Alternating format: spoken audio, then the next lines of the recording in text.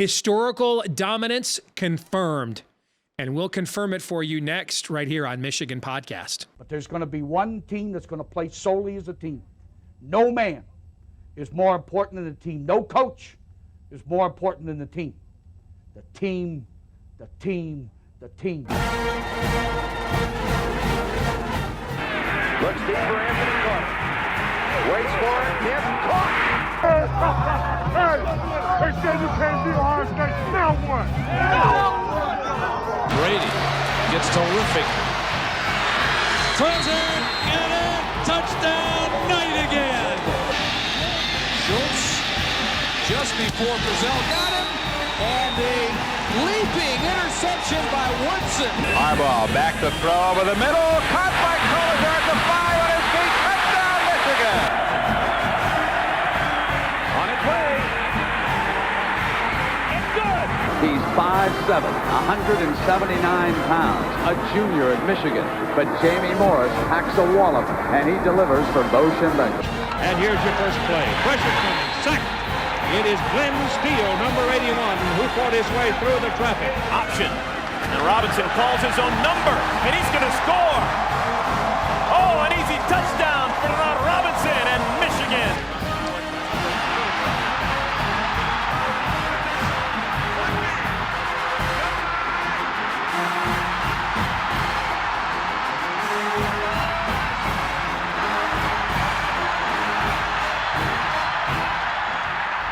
Win it. We're going to win the championship again because we're going to play as a team.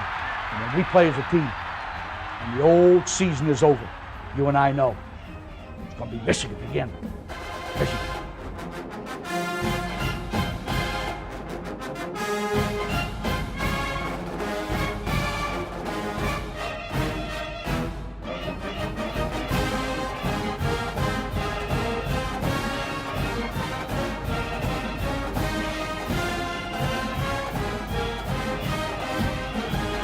Go Blue, I'm Steve Deace. Welcome to this week's episode of Michigan Podcast. And yes, the dominance of this era of Michigan football, and particularly this season of Michigan football, has been confirmed. In fact, I'm going to roll you through some data points. They're going to make my point for me better than I ever possibly could. Let's let the data do the talking.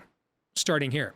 For the first time since 1975, Michigan has scored 50-plus in consecutive Big Ten games. That was Rick Leach's freshman year, 1975.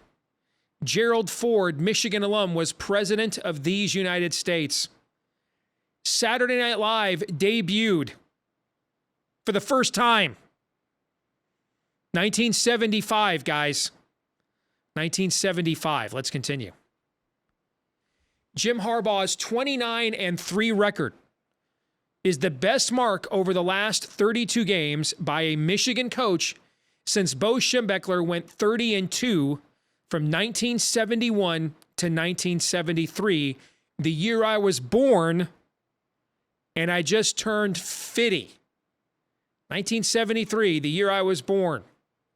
I'm now 50. I've got a grandkid on the way. 1973, Super Friends wasn't going to debut for another year. 1973. Moving on. If Michigan wins in East Lansing next Saturday, it will set the school record for consecutive Big Ten wins, 20. How long ago was this record set?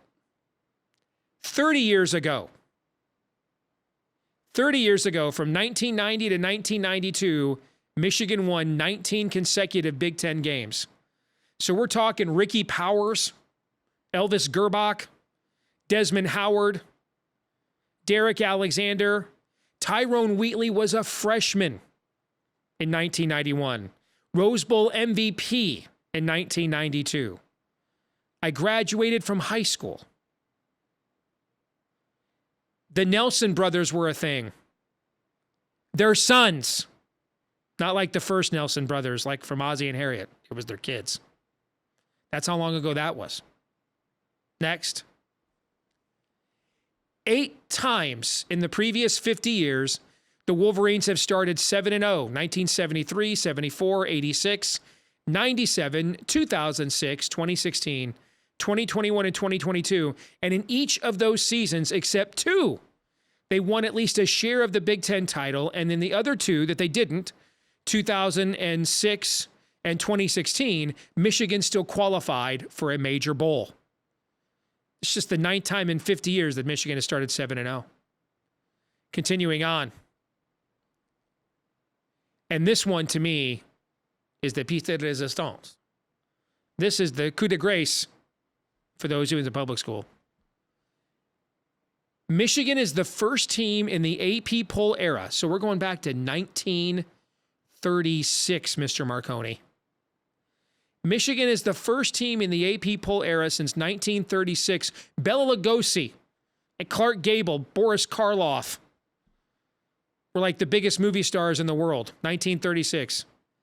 And Michigan is the first team in the AP poll era since 1936 to score 30 or more points and allow 10 or fewer points in each of its first 7 games of a season. Well, Steve, they haven't played anybody. That's, folks, like 10,000 college football teams. 10,000 since 1936. And none of them did. None of them. Not Frank Leahy's Notre Dame Fighting Irish that won 3 national titles in 4 years and 2 Heisman trophies. Nope. Not the great Army-Navy teams. Nope. Not Bear Bryant in Alabama against, at the time, a pretty mediocre SEC. Nope. Not Alabama, or not Nebraska, Oklahoma, and Michigan, Ohio State back in the day when they were basically playing, like the book says here, 1-game seasons. Nope. How about on a lower level? Think of BYU and Lavelle Edwards, maybe the greatest group of 5 program in college football history. Just dominating a bunch of whack teams. Nope.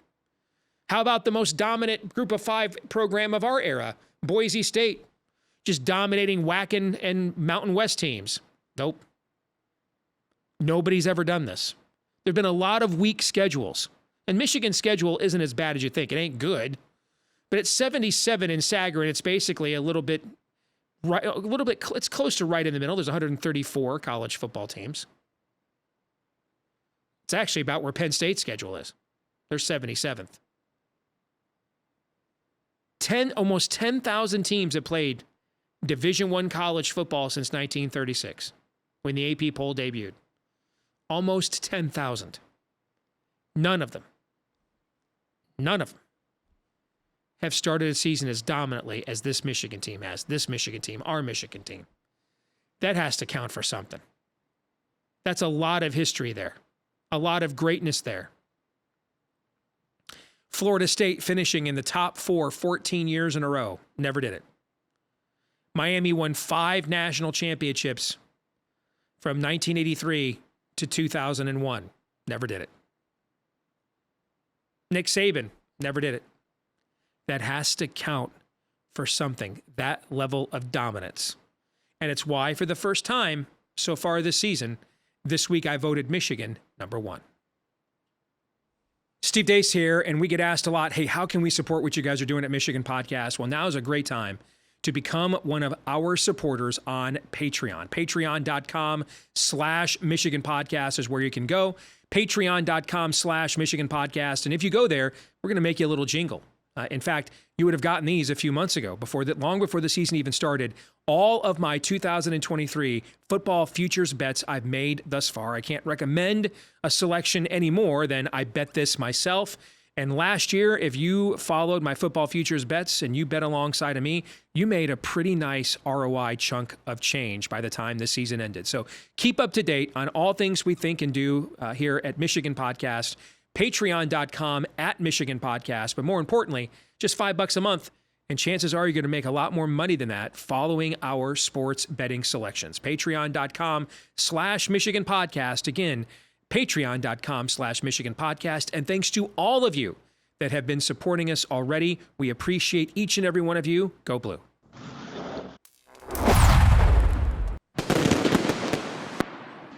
All right, time now for the 10-minute war as we bring in Perhaps the world's only, but I'm just kidding.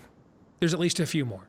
Reasonable Bucknuts, our good friend Mark Rogers, the voice of college football. Check out his channel right here on YouTube as well. Good to see you, my friend. How are you? Good to see you, Steve. I hear we've got a Titanic matchup coming up this Saturday, which is one of the three we're looking forward to. We do, and we'll get to that here in just a moment. But you and I are both historians of the game. We love history of this sport, the traditions of this sport. We're both college football idiots, savants to some degree.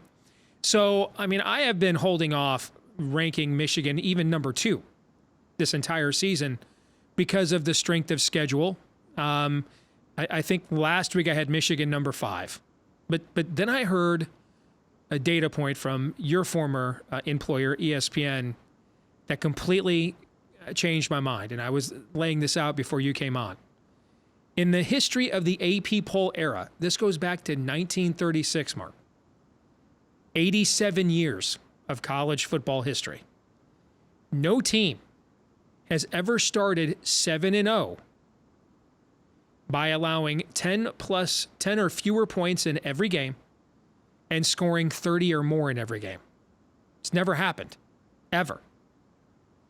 And when I see that stat, Mark, that's like 10. There's a little bit less than 10,000 college football teams that encompasses since 1936 in the AP poll era. That means you're talking about the Frank Leahy Notre Dame teams that won 3 national titles in 4 years. They didn't do that.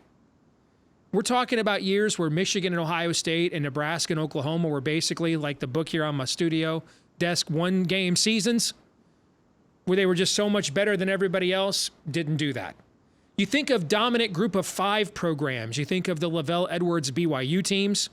You think of the more modern Boise State teams. They're just way better than everybody else. Didn't do that. Yet this schedule is soft. No. People are acting like, it's nothing. It's 78th in Sagarin, which is like right in the middle. It's actually only one spot below Penn State, which is 77. Okay. But stop and think about how many weak schedules, soft schedules there were for many years, eras where you had 115, 120 scholarship players, and it was the same 7, 8, 10 teams playing and winning national championships in the polls every single year. We didn't have nearly the parity or the middle class of the sport we have now. No one ever did this, ever. In the history of the AP poll era, brother, that's got to count for something. Or have I just gone Homer here? Have I gone native? Have I gone Colonel Kurtz here up the river on Apocalypse Now? You tell me. I'm going to try to. I think you understand the way my mind works and debating skills, whatever that is, compared to you. And I tend to take the other side of the argument. So for those folks who would bring to me, hey, we heard this stat, but that's ridiculous. Michigan's played nobody.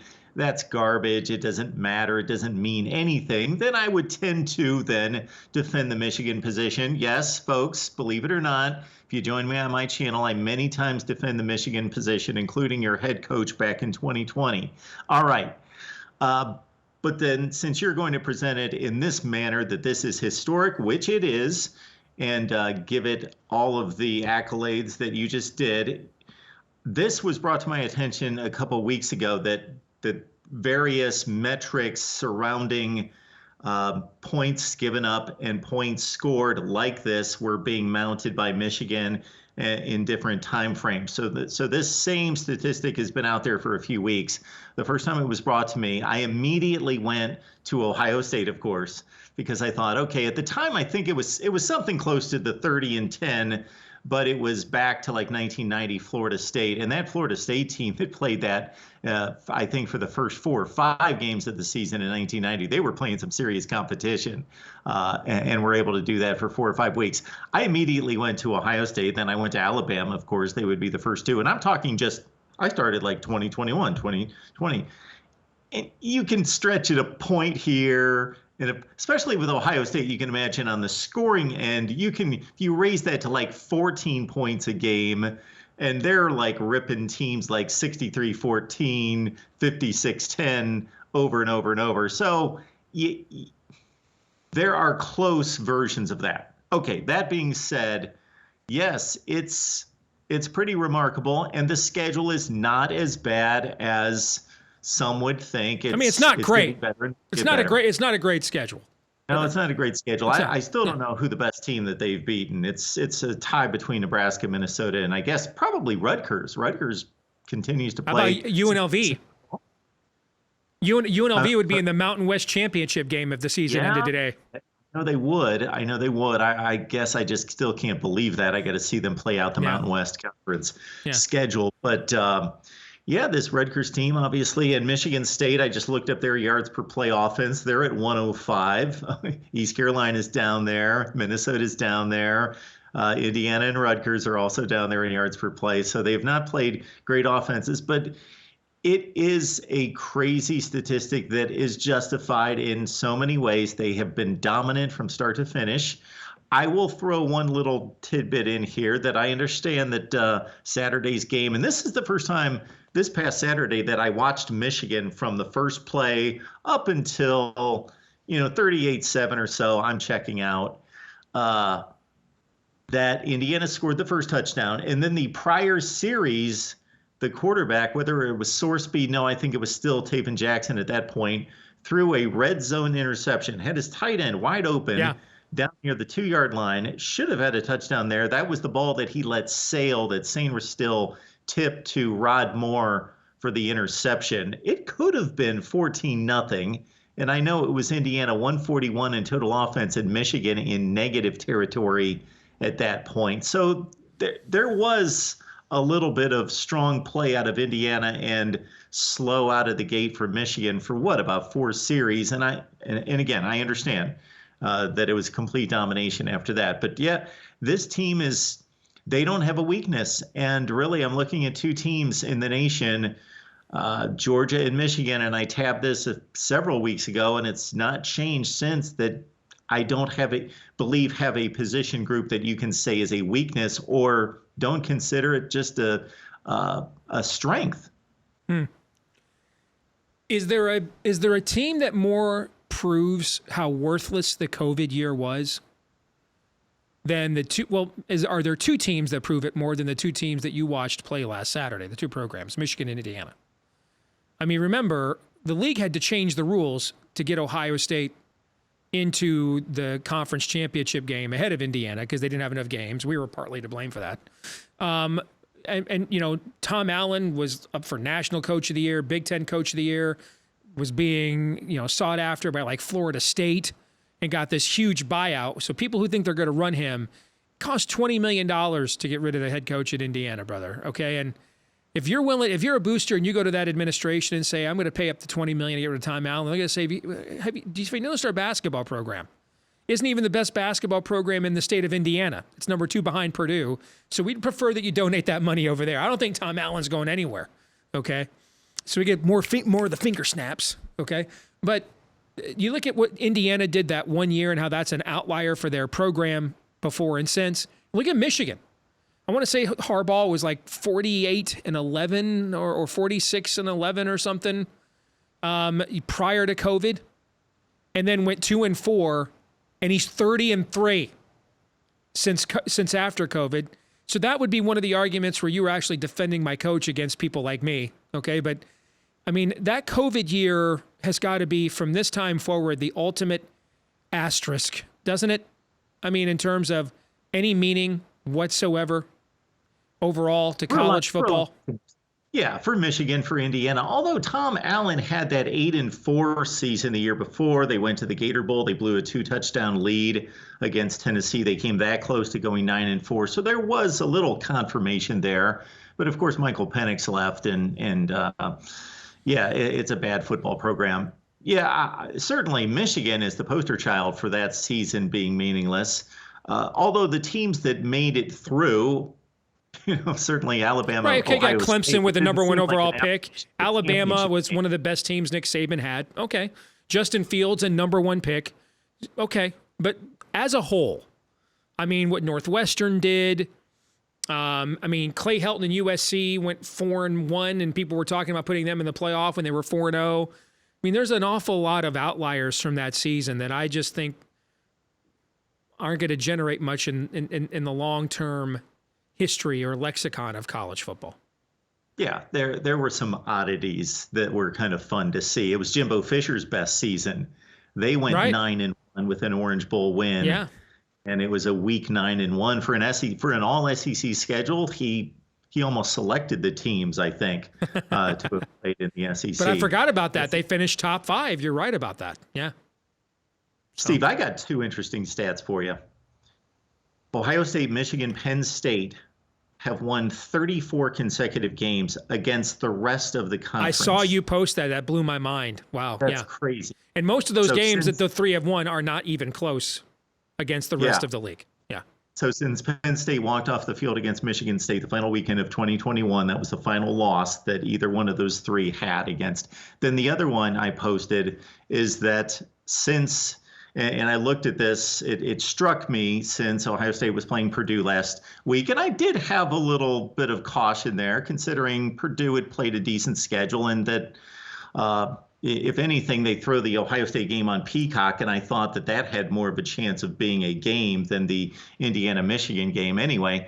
That when Ohio State walked off the field, having lost to Purdue in 2018, that lone loss that they got blown out and cost them the playoff. The Rondale Moore game, yeah. The Rondale Moore game. Ohio State is 37-0 against everyone in the Big Ten not named Michigan. Wow.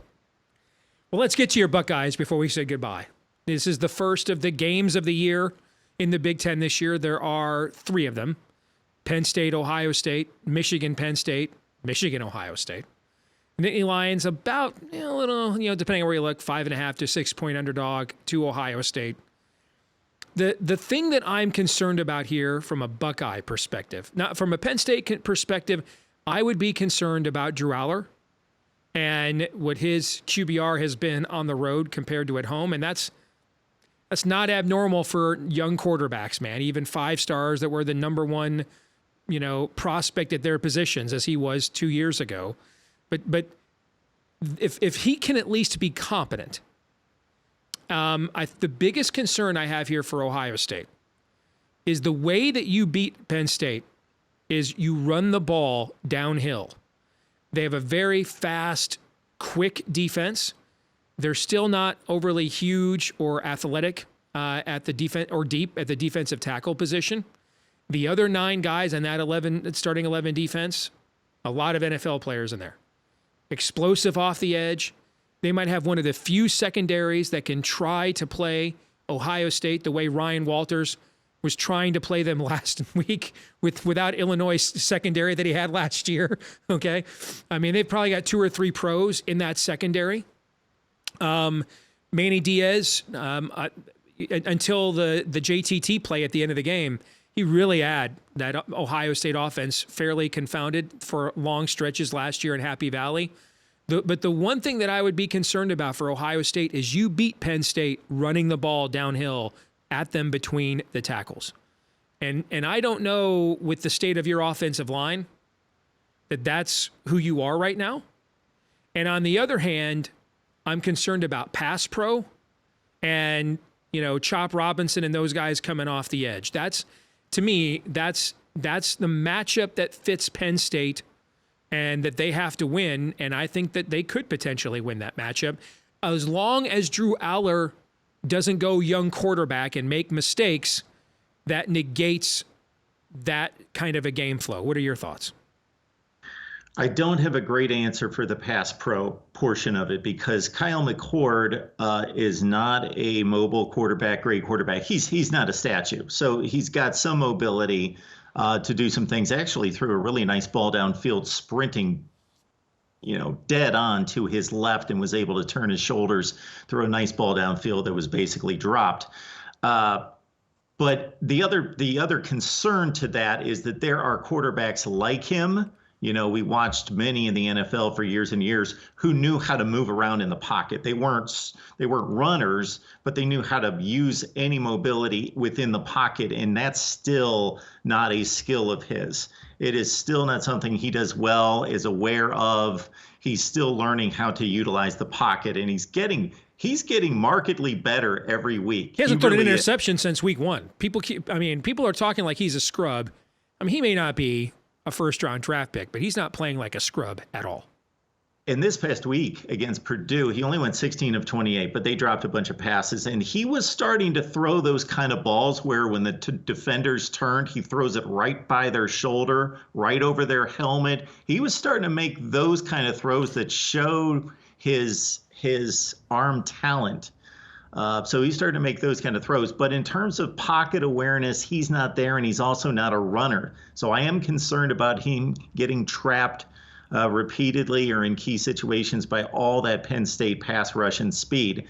Now, on the rushing game portion of it, you are correct there as well. We saw nothing to indicate that Ohio State's going to be able to move a good defensive line out of the way. The one hope or optimism that I get from that Purdue game, because that was Ohio State's most complete game of the year. They looked good doing everything in that game, basically.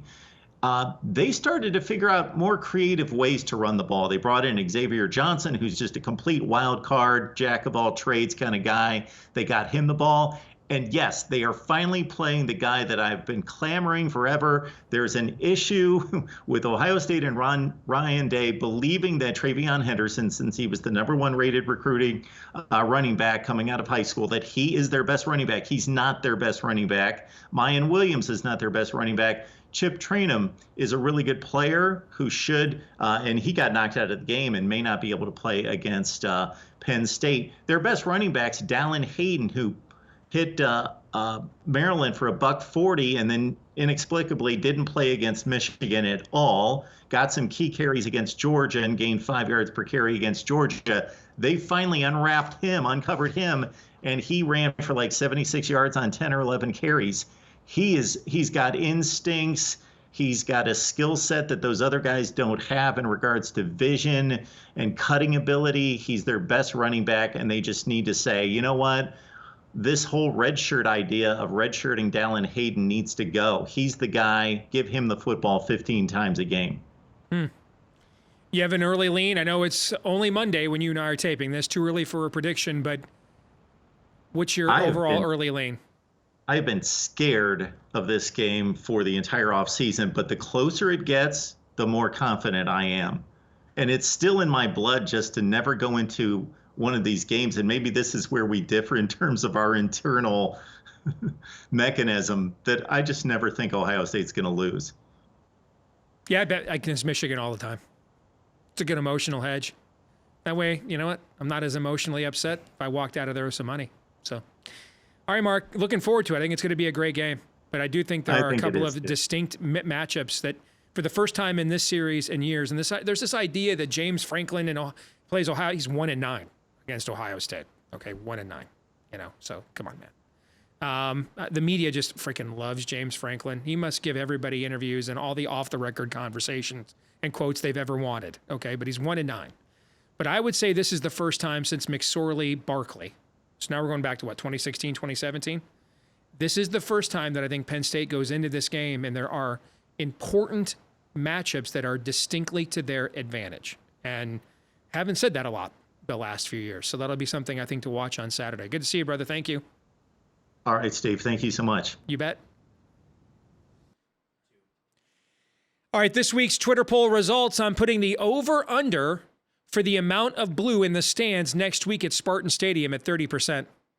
Are you taking the over or the under? 87% saying the over, 13% saying the under. Even though it is a night game, this could be the cheapest ticket for a Michigan State game in East Lansing in modern times when factoring in inflation. Which brings us to our feedback of the week from Brandon Payne. Says the only thing that's going to keep this under 30% is the maize factor. That cracked me up. Meaning Michigan fans who show up dressed in maize and not blue. I mean, if you watch the Lions game on Sunday, Dan Campbell said afterwards there were so many Lions fans down there in Tampa Bay that in the fourth quarter, he felt like they were going to have to go to a silent count. They were so noisy out there on the road. I think you're going to see that Saturday night, man. It's going to be reminiscent to like the Rich Rod era, where you'd look up and it was like 40, 50,000 people in red at Michigan Stadium and you just wanted to puke. Well, it's our turn now. That'll do it for this week. And by the way, Michigan, if it wins Saturday, sets the school record with a 20th consecutive Big Ten victory, as we just said. Wouldn't it be sweet to do that in East Lansing against Sparty? You know it would be. That'll do it for this week's episode of Michigan Podcast. Don't forget to like, rate, subscribe, 5-star review, share, follow. Help us to find more Michigan fans just like you. And thanks to each and every one of you as our numbers continue to grow here for Michigan Podcast. We greatly appreciate you. Please keep that coming and help us to find more Michigan fans just like you. And you can also find us on Twitter in between episodes, including game day, where chances are I'm going to melt down at least once. At Michigan Podcast on Twitter is where you can go. At Michigan Podcast on Twitter. Until the next time, I'm Steve Dace. Go Blue.